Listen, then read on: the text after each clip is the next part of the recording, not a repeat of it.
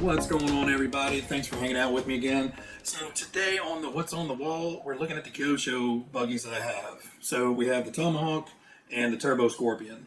Both of these cars were donated by the RCL to the channel, and both of these are absolutely phenomenal kits and wonderful additions to the collection. If you're a builder and haven't built one of these yet, I highly suggest it. They're gorgeous kits. They go together super well. And just like any other kit, there are a few little things you have to kind of pay attention to and, wrap your head around before doing it. But overall, build quality is top notch. Machining's top notch. Everything goes together super well. So the first one we built on the channel was the Tomahawk. And this one has a custom painted body, so all of the stripes on here are painted on. They're not decals.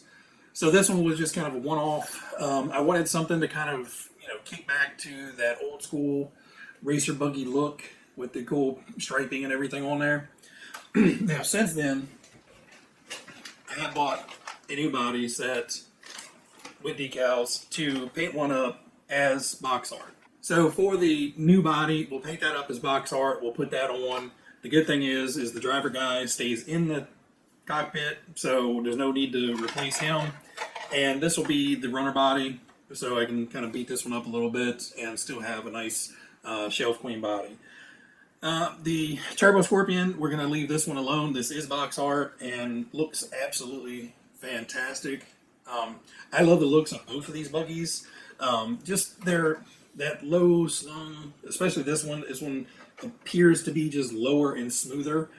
This one is technically a little bit taller, but not a terrible lot. The bigger tires raise it up a little bit, plus you have the taller roof gauge on it. So this one is technically taller. But overall, kind of the same buggy. So the biggest difference between the two is on the Tomahawk, it is a open chassis. So there is no compartment in there. It's just the bare chassis rails and the top deck with the driver figure on top. So unlike this one that is completely wide open, this one has the white tub on the inset into the chassis rails, and the battery actually goes in long ways in this one, and you have the little trap door underneath, to whereas the battery sits crossways on this one right here underneath the driver figure. So once the body is on, you can't see the battery at all on either one. It's just this one has a much wider body stance than this one does. It's a little bit leaner through here because now they don't have to have the extra width to clear for that body. Like I said, the tires and wheels are different. So you have much smaller wheels and tires on this one to where you have the big 2.2s on here. And on the rears, you have smaller ones on this and the taller wheels on this. These are just a hair wider, mostly because it's that big wide flat tire versus these are a little bit more of a rounded traditional balloon style. These tires are super soft. I love these tires. These are nice and soft, but these are a little bit more of a traditional, soft medium type tire. This one is like a soft. So when you run these, you're going to have to glue them in the wheels. These you could probably get away without. I did put a few dots of glue on there just to keep the wheels from spinning in the tires. But this one, you'll blow the back tires right off of it. They're so soft. Front tires are, decent on both. They're just the standard kind of front rib tire. But the back tires on the Tomahawk are like super squishy. Sorry, guys.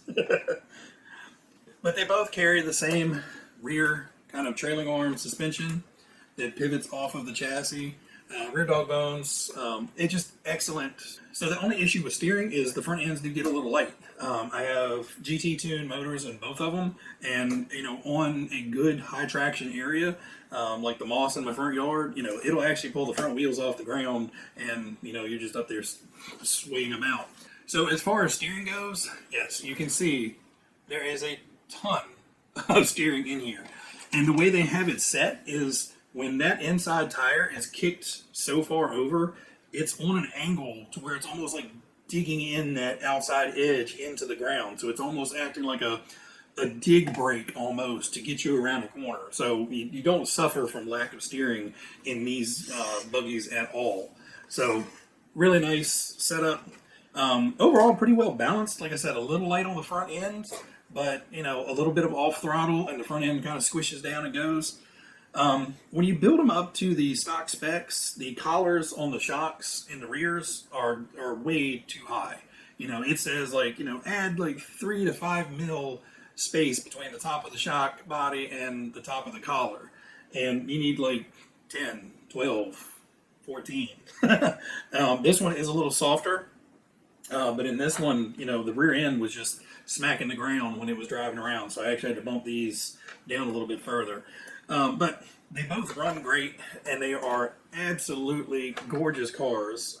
All right, guys, so that's what's up on the wall today is the Kyosho Legendary Series re-releases of the Tomahawk and the Turbo Scorpion.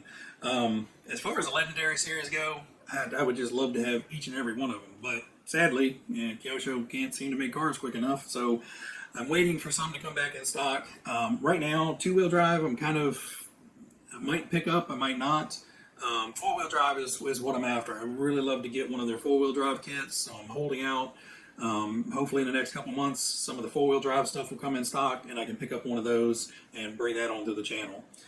Anyway, guys, everybody out there, you guys be happy, be healthy, be safe, and I will catch you next Sunday on another episode of What's Up on the Wall. Or What's on the Wall. I don't know. What's Up Sundays? We'll name it whatever we want to name it. See you guys.